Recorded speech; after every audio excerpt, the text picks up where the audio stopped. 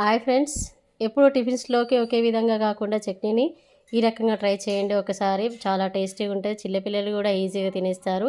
ఓకేనా, గుర్తుపట్టకుండా ఉంటుంది. కరివేపాకును ఆయిల్లో వేసి ఫ్రై చేసుకొని పక్కన పెట్టేసుకోవాలి. పచ్చిమిర్చి కూడా ఫ్రై చేసుకొని పక్కన పెట్టేసుకోవాలి.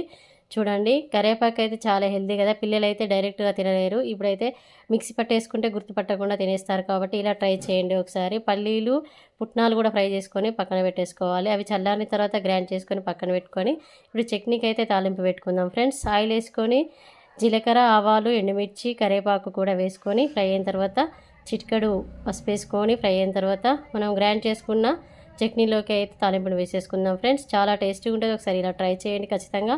ఇప్పుడైతే చట్నీ తయారైపోయింది కదా, దాంట్లోకి దోశ ప్రిపేర్ చేసుకుందాం ఫ్రెండ్స్. నేనైతే మిల్లెట్ దోశ వేస్తున్నాను. చాలా బాగుంటుంది. పిల్లలకైతే చాలా హెల్తీ. ఇలా ట్రై చేయండి. చాలా అంటే చాలా హెల్తీగా ఉంటుంది. Like, share, subscribe my channel. Thank you friends.